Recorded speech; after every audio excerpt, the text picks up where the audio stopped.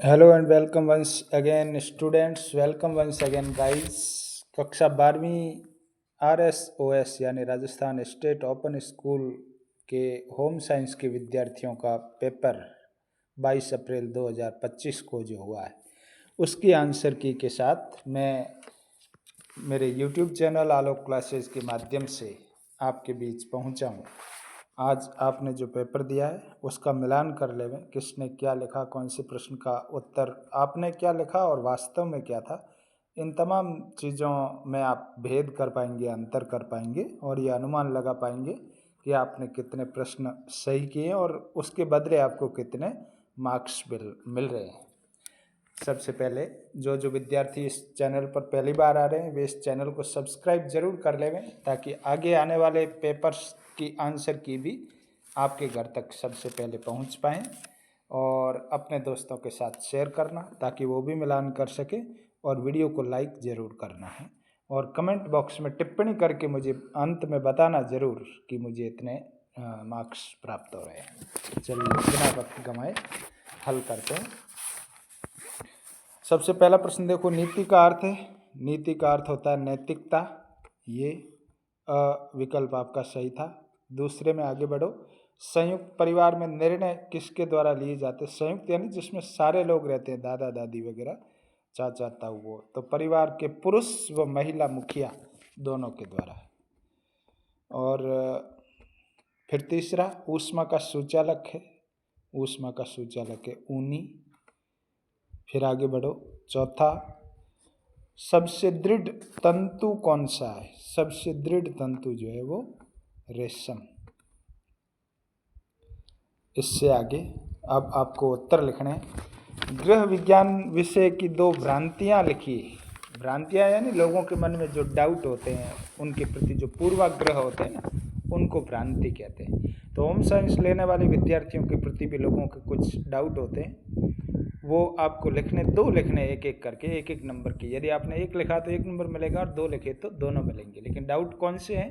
तो कुछ लोग सोचते हैं कि गृह विज्ञान सिर्फ खाना पकाने, सिलाई, कढ़ाई और बच्चों की देखभाल तक सीमित है। एक तो भ्रांति ये है और दूसरी भ्रांति वो चर्चित भ्रांति है कि गृह विज्ञान केवल लड़कियों के लिए। ये 2 भ्रांतियाँ यदि आपने लिखी है विद्यार्थियों तो आपको 2 नंबर मिलेंगे। आहार क्या है? आहार का मतलब होता है भोजन, लेकिन यहाँ थोड़ा आपको विस्तार से लिखना था कि आहार से तात्पर्य है कि वह भोजन या पदार्थ जो हम खाते हैं और उससे हमारे शरीर को पोषण मिलता है, हमें जीवित रहने में मदद मिलती है। ये आहार क्या है? इस प्रश्न का उत्तर था। साधारण नमक और आयोडीन युक्त नमक में अंतर क्या है?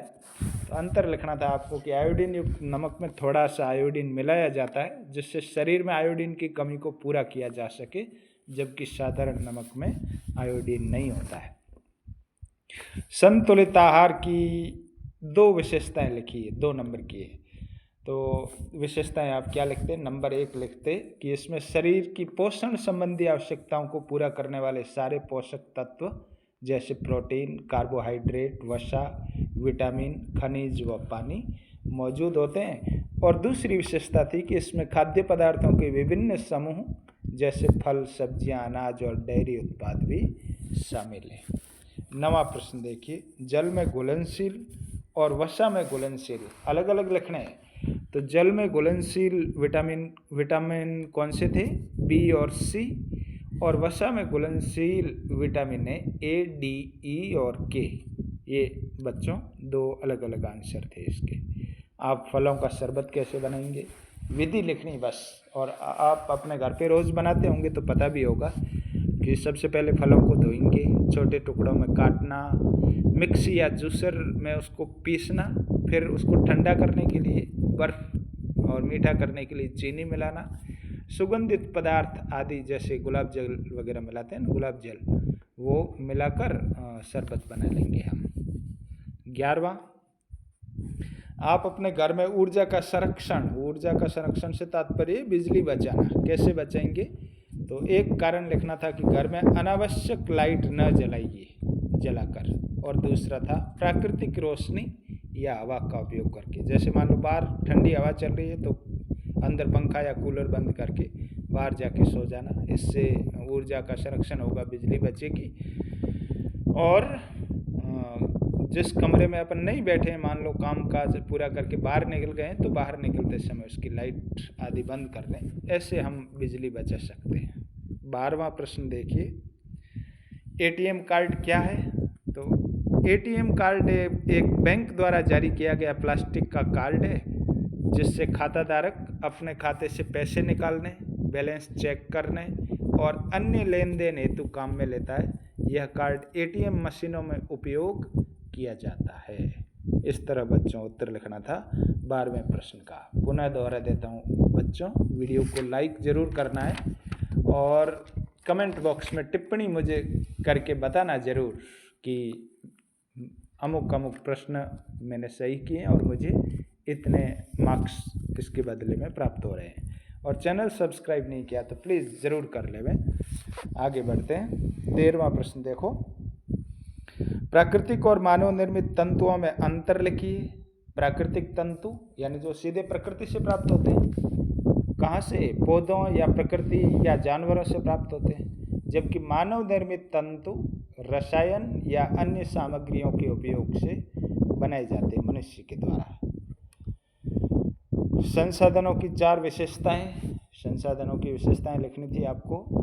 उत्पत्ति, नवीकरणीयता, वितरण, समाप्त होने की क्षमता, इस तरह। 15वां देखो, थकान दूर करने के तरीके लिखिए। 4 नंबर का प्रश्न है, बड़ा प्रश्न है। आप काम करते करते थक जाते हैं तो कैसे थकान दूर करते हैं अपनी? तो उसके लिए अपन क्या करेंगे? पर्याप्त नींद लें, स्वस्थ आहार लें यानी अच्छा खाना खाएं, पौष्टिक, नियमित व्यायाम करें, तनाव कम करें, टेंशन, हाइड्रेटेड रहें और शराब आदि का सीमित या ना के बराबर प्रयोग करें।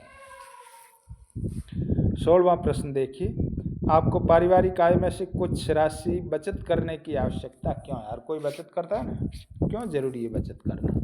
तो उसके कारण आपको लिखने थे कि सुरक्षित भविष्य सुनिश्चित करने, अचानक खर्चों को संभालने, कई बार आ जाते हैं ना, अचानक कोई बीमार हो गया तो उसको हॉस्पिटल ले जाने का खर्चा वहन करने के लिए, और दीर्घकालिक लक्ष्यों को प्राप्त करने के लिए। दीर्घकालिक लक्ष्यों को प्राप्त करने का मतलब आपने पढ़ाई के बारे में कोई लक्ष्य रखा है कि मुझे डॉक्टर बनना है, तो इसके लिए पढ़ाई के लिए जो खर्चा चाहिए उसको पूरा करने के लिए भी आपको कुछ बचत करनी पड़ेगी।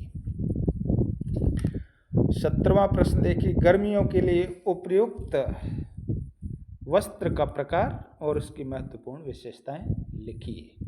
गर्मी में अपन कौन से वस्त्र पसंद करते हैं? ये तो बड़ा आसान सा था, सारे लोग पसंद करते हैं। किस तरह के कपड़े पसंद करते हैं? हल्के, ये आपको लिखना है कि गर्मी में हम हल्के, हवादार और नमी सोखने वाले वस्त्र पसंद करते हैं, जैसे सूती, लिनन, खादी और रेयान आदि। क्या विशेषता है इनकी? विशेषता भी लिखनी थी। तो इनकी विशेषता है कि पसीना जल्दी से सोख लेते हैं, हवा का संचार करते हैं यानी अपनी बॉडी तक हवा पहुंचती है, शरीर तक, और जल्दी सूख जाते हैं। ये 17वें का उत्तर लिखना था।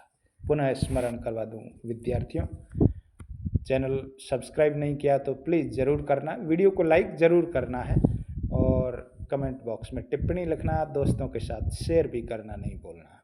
18वां देखिए, अपने लिए रेडीमेड परिधान खरीदते समय आप किन बातों का ध्यान रखेंगे? मार्केट में जाते हैं रेडीमेड वस्त्र खरीदने के लिए, तो रेडीमेड परिधान खरीदते समय हम लोग आकार, फिटनेस सही हो इस बात को जांचेंगे, कपड़े की गुणवत्ता और टिकाऊपन भी देखेंगे, रंग और डिजाइन भी देखकर हम परिधान यानी वस्त्र खरीदेंगे। 19वां देखो, आप ऊनी वस्त्रों की धुलाई कैसे करेंगे? तो ऊनी वस्त्रों की धुलाई के लिए ठंडे या गुनगुने पानी में डिटर्जेंट पाउडर या ईजी आदि का प्रयोग करके हल्के हाथ से रगड़कर हम उनकी धुलाई करेंगे। 20वां, किशोरावस्था की समस्याएं कौन कौन सी है?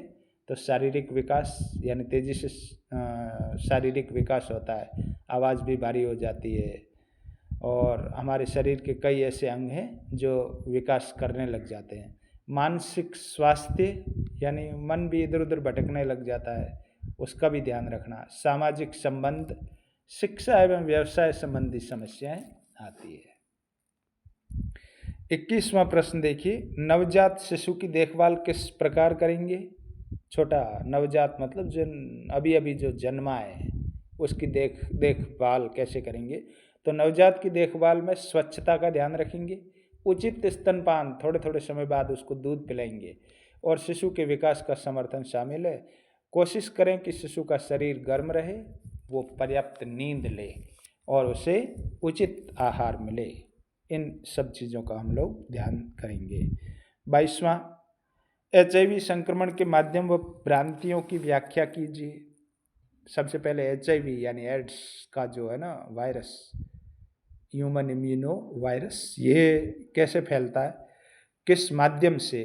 तो ये असुरक्षित यौन संबंध से या तरल पदार्थ जिसका अपन आदान प्रदान करते हैं, जैसे खून हम एक दूसरे को देते हैं वो, या वीर्य के माध्यम से फैलता है, HIV संक्रमण होता है। और कुछ लोग कहते हैं कि मनुष्य की लार जो होती है ना उससे भी ये फैलता है, ये एक भ्रांति है, इससे नहीं फैलता है। तो ये इसका आंसर लिखना था। फिर टिप्पणी लिखिए, सौर ऊर्जा द्वारा भोजन पकाना, यानी सूरज के प्रकाश से चलने वाले चूल्हे पर भोजन पकाना। और बचे हुए खाने का उचित उपयोग कैसे करेंगे? उसको फ्रिज में रख लेंगे या उसको दोबारा काम में लेने लायक बनाने के लिए दूसरा कोई डिश बना लेंगे। ऐसे पोषक मूल्यों में संवर्धन, इसका मतलब हमारे शरीर को जिससे पोषण मिलता है हमारे भोजन में हम उन चीज़ों को शामिल करें। इन सब पर आपको टिप्पणियाँ लिखनी थी। खंड ब में ये जो प्रश्न दे रखे, ये विस्तार से थोड़े इनके उत्तर लिखने थे, वो इस वीडियो में पूरे बताना तो संभव नहीं है क्योंकि काफ़ी लंबा हो जाएगा वीडियो। फिर भी मैं छोटी छोटी बातें बता देता हूँ कि पूजा की नियुक्ति एक गृह व्यवस्थापक के रूप में हुई है। उसे 10 व्यक्तिगत स्वच्छता की आदतों के बारे में बताइए। व्यक्तिगत स्वच्छता यानी हम खुद हमारे शरीर की स्वच्छता कैसे रखेंगे? तो हम नित्य स्नान करेंगे, समय पर नाखून काटेंगे, समय पर बालों में कंघी करेंगे और साफ सुथरे कपड़े पहनेंगे और मोजे रोज़ धुले हुए पहनेंगे। इस तरह से 10 स्वच्छता की आदतें आपको लिखनी थी। 25वां प्रश्न था, फर्श सज्जा की 2 डिजाइनों के चित्र बनाने थे। वो चित्र हमने बहुत बनाए, वो रंगोलियाँ जो बनाते हैं अपन वो। और रसोई घर की वार्षिक सफाई किस तरह करेंगे? वो रसोई घर का सारा सामान बाहर निकालेंगे, उसको पानी से अच्छी तरह से पहले धुलाई करेंगे, फिर उसका रंग रोगन करवाएंगे, फिर उसको पुनः नए सिरे से उन सारे बर्तनों को जो जो रसोई के हैं उनको उनकी सजावट करेंगे। इस तरह की बातें आपको लिखनी थी। खंड ब में दूसरा ऑप्शन भी दे रखा था, यदि आपने ऊपर वाले नहीं किए तो नीचे जो दे रखे ये प्रश्न भी आप कर सकते थे। तो इस तरह मैंने इसको हल किया विद्यार्थियों, और नीचे मैंने कुछ प्रश्नों के आंसर आपके लिख रखे हैं। देखो, ये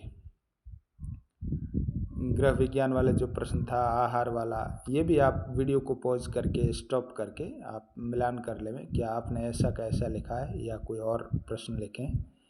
ये पूरे आंसर मैंने लिखे हैं। जो जो छोटे आंसर थे प्रश्न संख्या 5 से लेकर 21वें तक सारे प्रश्न आपको मैंने लिखकर आप तक पहुंचाने का प्रयास किया है।